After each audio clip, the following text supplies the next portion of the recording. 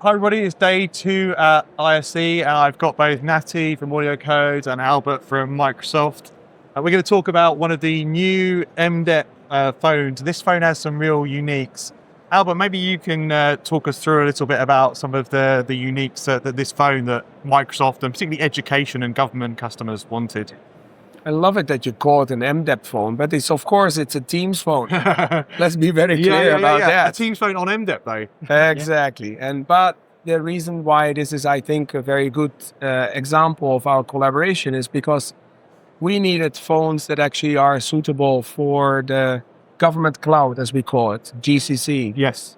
And together with AudioCodes, we worked in order to build this particular phone, of course, backed by MDEP, that actually offers a phone for teams for this particular audience.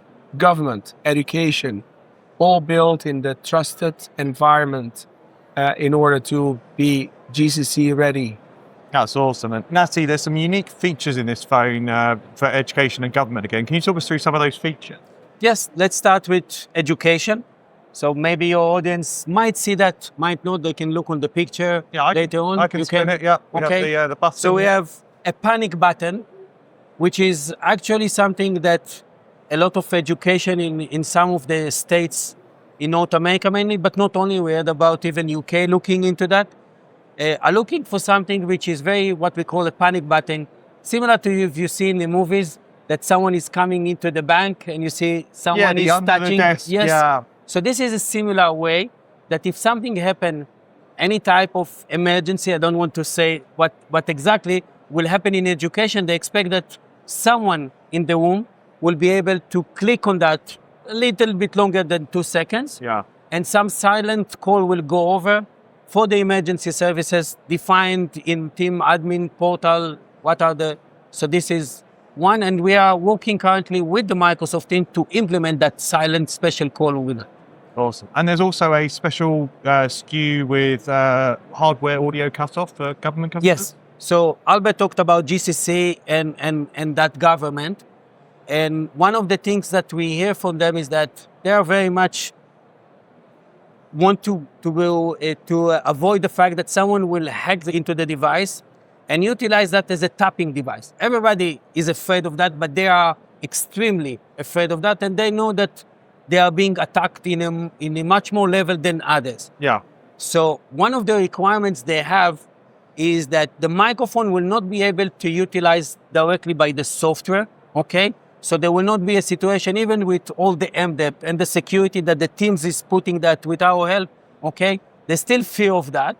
So what we have built into that is that there is a metallic relay that the microphone is not actually connected, and you can make that you need to lift the handset, you need to hold that, and then the microphone will be connected into the system, and then the software can utilize physical separation, even if theoretically someone can go to the software, there's no circuit there. Yes, there is no circuit, and he can try and do something, but he will never hear anything. And this is very important part of that government-ready type of a device. Awesome. And when is this Teams phone coming to market? So you can see that it's working. People that pass by can see that it's a working device with all the Teams environment already. We are currently in the process in the certification. We are aiming to finalize that early Q2 this year. And hopefully by April, May timeframe, it will be available in the market after finalizing the certification. Awesome. Albert, while we've got you, there's a long history of Microsoft and AudioCodes working together. I know you go right back to the start of the whole Skype Teams journey. Talk us through some of that history and the relationship. Even before Skype, the first meeting I had with AudioCodes, with a bunch of other people, of course, was around Exchange Unified Messaging. It was for the first time that we actually tried to make a connection to the telephony network and to all the PBXs out there. And although we have chosen SIP at that point in time in order to connect, we were missing an SBC, a session border controller, that we could use in order to actually bridge the new world of unified communications, where we truly would bring together all those modalities to the old world of dial tone, PSTN.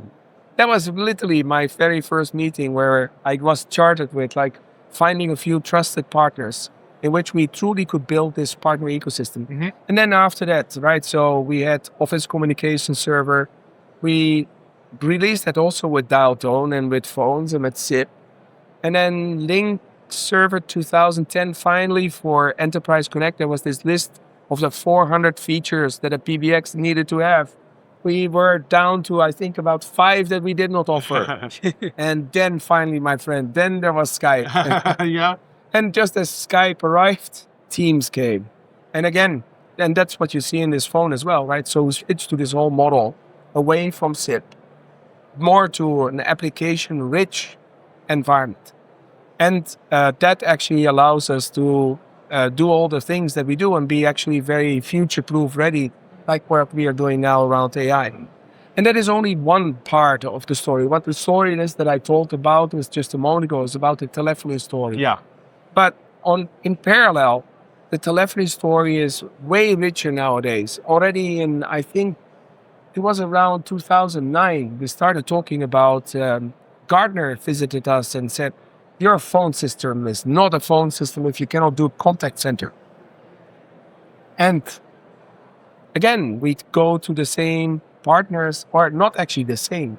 AudioCodes was very unique in this. Yeah. And said, okay, hey, we have these other gaps that are surrounding the dial tone, like contact center. Can we work on that? And then we became big, and we went to all the financial institutions and to oil and gas, and we become a real big player in those regulated industries. And they said, can you offer us compliance recording? So my team owns all these certifications of these programs as well. So that was a whole set of other additional functionality that we worked on. And then even beyond that, right? So if you have all these products, and you can have as good partners, resellers, and etc. that you have, what I always was very grateful for is that AudioCodes built a whole services organization around that essentially could not only offer this complete portfolio of not only dial tone and not only the actual services, but also of all the other functionalities like contact center, but also all the services around that. Yeah. And that is actually, by the way, not even talking about all our collaboration that we're doing around meetings. Right. Because also on We the have meeting that. side. We have some of them here. Yes, exactly. Right. So it is a very complete portfolio, not only of hardware, not only of all the expertise of how to bring telephony together, but also how to bring us in meetings to the next level. So I would say, like, it's a very unique relationship that we have. And it is most of all a collaboration. Yes. Where we constantly inspire each other about, like, what is next and what can we do together. And Sidecar is an example of that I called out, right? So it is not that the Sidecar is new, but how to integrate that. It's under pressure of AudioCodes that I would say, like, where they're saying, hey, man, you really need to do something about it. And with Teams now being such a huge platform with such a diverse customer portfolio, needing some of these features for certain verticals like government, like education, I'm guessing that's where partnerships come into play, because you can meet those exact customer needs through the partnerships. True, and it is also about what I said, this collaboration, right? So we are now entering into the era of AI. And I do believe that we have a very healthy dialogue going on about, like, what are the things that Microsoft intends to offer, which typically through Copilot are very user-specific features. But as I said just a moment ago, AudioCodes has an extensive management platform as well, right? So we are now talking, maybe I should not disclose all these things, right? But All friends We can here. talk about the talking. We should not. Okay. What we are So, nevertheless, there is a whole bunch of things that need to be done with AI as well in order to make deployment very easy. And that is, I think, as much as I can disclose at this point in time. Next event, next video then. Absolutely. Thanks so much both for giving us some insight into this new phone, some of the uniques, and also the history of the relationship. Cheers, Thank Albert. you very much. Thanks, Thank you, Tom. And thank you, Albert, for being a partner for us for, again, more than 15 years. Thanks to you as well for all your personal help in that as well. Thank you very much. Thanks, guys.